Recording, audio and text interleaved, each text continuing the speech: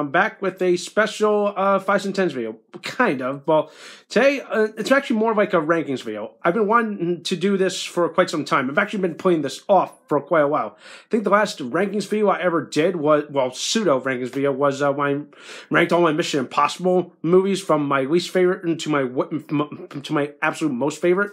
So, with this one today, I'm doing Star Wars because I've been putting this off for a while. I think it's about time because there's been 10 Star Wars movies, actually technically 11 if you count the Star Wars, the Clone Wars movie. But of course, I kind of don't count that because that was more like a tie-in to the cartoon, which of course I've seen that. Not my bread and butter, but that's a story for another day. But that's not the point.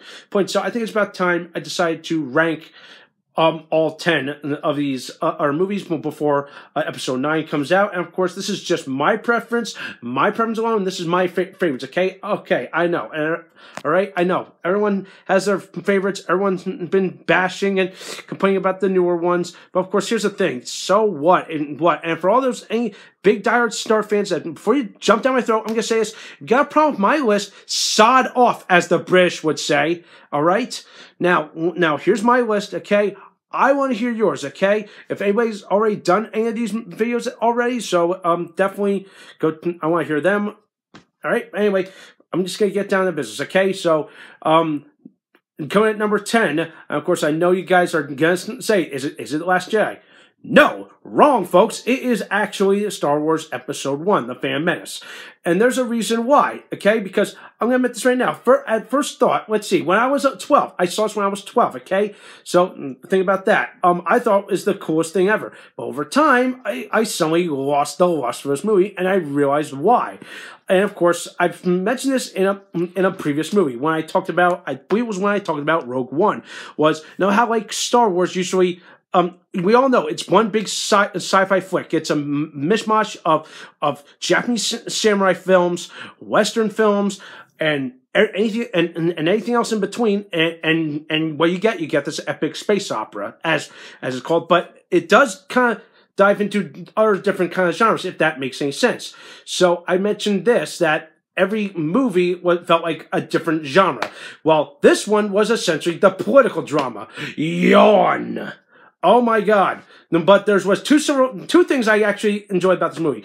That was the pod race scene, and of course the lightsaber duels. And in fact, I loved the Duel of the Fates theme. Okay, I love that. Okay, that's the one sort of line I did like about this movie was the score. It absolutely, totally brought me back into this universe that we all fell in love with when we were kids, seeing the original trilogy. And that's what I like about it. And that Duel of the Fates will always ring in my head as, oh my God, this is like an epic theme that I would definitely want to be playing in the background for any epic fight. Whether it's like, we're not, and here's something you should know about me is that some time ago, I used to do X-Wing nights at a local place called the Dragon's Horde, and unfortunately I stopped going because of how hectic my schedule has gotten. And believe it or not, we would have music playing all the time, and this would constantly be playing as games are getting tense and all that. So. Well, side note, that's how why this thing is wrong with me. But anyway, yeah, everything else about this movie was just boring and so wrong about this. It's down to Jar Jar Binks. I could write a whole paper about how offensive this character was. But let's see. Can you blame him? I don't know. But overall, there's a reason why this is very low on my list. Coming at number 9 is everyone expecting. And that is The Last Jedi. Yes, okay? Still, I've been trying and trying. This movie still has not grown on me. Of course, everyone can nitpick at everything that's wrong about this. Yes, it was. I felt like how do I say this? After thinking about this time and time again, I feel like sure. We got it, okay?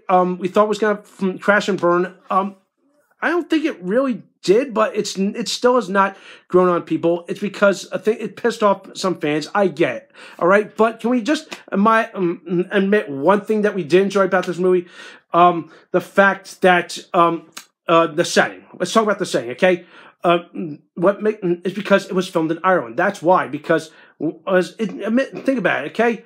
If you're going to film some exact place to include into the Star Wars universe, well, there you go. Ireland really fit into that, and like it really just showed me that. And of course, there was a moment that had me kind of smiling, which was seeing Luke and and Yoda. Remember that scene? I was like, "What the heck?" That was unexpected, and I felt like, okay, it was pretty cool. I wouldn't say it was kind of hamming it home, but I thought that was a pretty nice moment. Like, hey, we're missing Yoda. Here he is. But yeah, like, yeah, just give it some time. I know fans hate about this. It's essentially, just one slow dragon thing. Yeah, and of course, obviously, Carrie Fisher's last performance before she died. Not much else I can say. Okay, so that's why it's at number 9. Coming in at number 8, believe it or not, is the Clone Wars movie. All right, yeah. Like I said, we said earlier, if the Phantom Menace was the political drama, this was more like the Civil War and Revolutionary War drama. If that makes any sense. Yeah, I get. It was something that just didn't click with me here, but I did mark out a little bit when I saw how the birth of the clone troopers, the birth of Boba Fett, the introduction of Boba Fett, that makes sense, through Jango Fett. I like that. But another thing that I really enjoyed about this movie, of course, this is just my thing that I really enjoyed, and that is Count Dooku, or Darth Tyrannus, if you want to get technical, played by Christopher Lee. And I'm going to admit this right now, I love Christopher Lee. I think he's, in my opinion, he was one of the great actors of his day. Like, even though some people say, oh, people always remember him as playing Dracula in the Hammer films, but he is very, I would say, gifted, okay? He's a good singer. He can, yeah, we're not, did you know he's got a singing career? He's a good fencer. He's done all this other good stuff. So, in fact, this is a mark of a true great actor. Okay, like back when Hollywood actually had pure talent, if that makes any sense. Sorry to piss off anybody out there, but anyway, yeah, that's what I liked about this, and like Christopher Lee really embodied this character really well. It was like a combination of like the sinister presence of how do we say this, of Dracula mixed in with something like I'm trying to think of that character's name. He was a jet. I'm trying to remember the villain, but it's that kind of villain, if that makes any sense. It's like the cool calculating villain kind of thing. It's like he's up to something, but hey, that's what brought me to the dance, brought me to the dance in this movie. And that's why this is ranked 8th on my list. Going at number 7 is Revenge of the Sith, because all right, in some ways I felt this was slightly better, but it still left a bad taste in my mouth. Of course, I will admit the final conclusion brought everything full circle. We finally see Anakin finally transition from the tragic hero, to not the tragic hero, what I mean, transitioning to the dark side and fully embracing Darth Vader, that kind of thing, and you can see why. But the one thing, once again, this felt like the Shakespearean epic. Yawn! Oh my God! But of course, can you blame him? I'd say the partial of the blame goes on Hayden Christensen. Okay, yeah. I think, seriously, he was really hamming it up. Well, of course, can't blame him. But the shining light in all this was definitely Ewan McGregor's acting as Obi-Wan. He really took the role and ran with it for those 3 movies. Okay, sure, his dialogue sucked, but I felt like he was the best thing out of all that. And really good stuff. Enough said about the prequel trilogy. Actually, less said about that, the better. Now coming into like middle of the range kind of thing. So coming at number 6, this was a really tough decision for me. So after much thought, I'm gonna say coming at number 6 has to be The Force Awakens. Okay, sure, I'll watch it just to say, oh yeah, this is an exciting thing, but still, there's like something missing about it. We all know. No, it's like it's not as good as the original, and of course that's the mentality that we get. Nothing is gonna be original, okay? But hell, okay, we get it. But it still has like saying this was good. It like for the first Star Wars movie when it came out, it clicked most of all the boxes and just left us walking out of the theater just absolutely saying, I felt fulfilled. This was good. Good. Is it a masterpiece? No. there's many more that are better masterpieces than this one, but of course, yeah, there were things that kind of had me questioning. Okay, I think the kill worked out better. So if you want more about that, I reviewed this on my channel some time ago. Go find that. Then coming at number 5, is obviously Rogue One, which in my opinion beats The Force Awakens by a country mile in the way of how it was produced and well written, despite the tragic ending, which then segues into the events of the original trilogy. And of course, I've said this before, that it completely washed the ugly taste out of the third movie out of my mouth. So to me, I felt like this was the perfect bridger, and just said, okay, away with the prequel trilogy. Here it is. This is what we want, and I really think it delivered. The one thing that I felt which was kind of creepy, which kind of turned me off a little bit, which was the digitally imposed Peter Cushing as Governor Tarkin, because Peter Cushing's been dead for almost 20-something years, and they got somehow they were able to digitally reanimate him. What the fuck? But still, that was one unselling thing I didn't like about that. Everything else I thought was pretty cool. And I'm just saying, ooh, ah. But then again, we all knew in the back of our minds, we knew what the fate is of these characters. And yeah, of course, everyone says, oh, Rogue One didn't need to be made. But I'm like, so what? Just enjoy it. And I enjoyed it. I thought it was good. All right? Coming in at number 4, Return of the Jedi.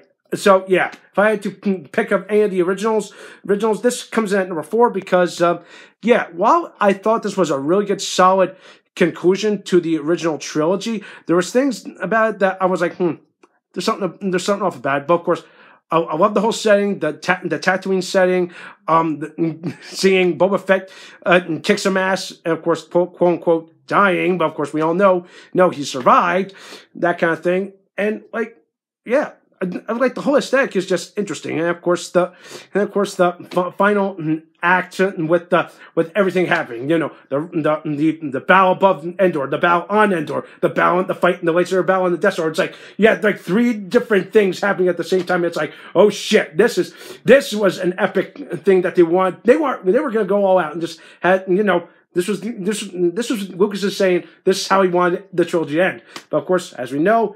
No, nothing says forever, but of course, then we go backwards, then we get the new stuff. But hey, to me, this was a good one, but to me, I feel like there's a couple more that were better than this. All right? Coming at number 3, I think it can probably figure this out. It's the Solo Star Wars movie. Yeah, say what you want about it. I know it didn't do well at the box office, but of course, do I care about box office receipts? Hell no. All I care about is, did I like it? Absolutely. Was it good? Yes, it was. It wasn't bad. It was a good movie. It really like brought us, the origin story of our favorite smuggler. And of course, Alden Ehrenreich, or how you pronounce his name, really took the ball and ran with it. I talked about more about this in my Solo Star Wars review. Go find that. But hey, this one definitely gets a special place in my heart because I thought it was pretty cool. Because this one felt like a good Western part of the franchise, if that makes sense. All right. Coming at number 2, Star Wars: A New Hope, aka the one that I fell in love with. That when the first time I saw it. So yeah, not much else I can tell you. Good, it's Star Wars. This was a good thing. It came out at a good time. And just introduced fans generations down the line. And you can probably quote almost every line verbatim from this movie. And of course, you can remember all the sayings. You got the Death Star, Yavin, Tatooine. Christ, there's so many great moments. And of course, the one thing I did enjoy about this, obviously, is Peter Cushing as Governor Tarkin. And of course, yeah, like to me, I felt like I wouldn't say he upstaged everyone in that movie. I felt like he definitely was like the cool moment that brought everyone to the theater, just saying, oh my God, that's Peter Cushing. That's Dr. Frankenstein that we all see. If you were a fan in the theaters, in the 70s, and that you've all probably seen, the Hammer films, and you would get the impression, oh crap, this is pretty cool. And of course, also here's an interesting thing when it comes to Peter Cushing in that movie. Did you know that his boots that he was giving to him, that they didn't fit him, and eventually they had to shoot him from the waist up because he was wearing slippers on the set, which is kind of funny. And what's even funnier, I mentioned this in a horror movie review some time ago, where that David Prowse is the guy in this Darth Vader suit, and these two work together on Monster from Hell from Hammer Studios. So it's kind of like, oh, that's awesome. It's great to see these two guys that know each other from their early days, and now here they are now. Pretty fun stuff. So, yeah, not much else I can tell you about New Hope. It's a timeless classic. It's never going to go away. And my obvious number one, isn't it clear? It's Empire Strikes Back. Come on. This poster's been over my bed for years, okay? And yes, I've had this poster since I was 8. It's amazing. What can I say about Empire Strikes Back? To me, it's like one of the best sequels ever made. It took everything that New Hope had and just ran with it and made it even better. And of course, it has all the formula of possibly one of the best sequels ever made. And we just saying wanting more, even though it's a bit of a somber ending. But and of course, with the biggest twist ever, you know what I'm talking about. There you go. Enough said there. So yeah, those are my rankings of the Star Wars movies. So yeah, everyone's got their own opinions, which one was the best. But of course, I think everyone would agree that Empire Strikes Back is definitely the best of the franchise, best of the original trilogy. But of course, and hey, but then again, people have their own preferences, okay? So that does for a night. I want to hear your preferences if you're doing a rankings video, or if anybody out there is doing their ranking video, all right? So that does for a night. Thumbs up this video, subscribe to my channel, and stay tuned for some more awesome, exciting videos.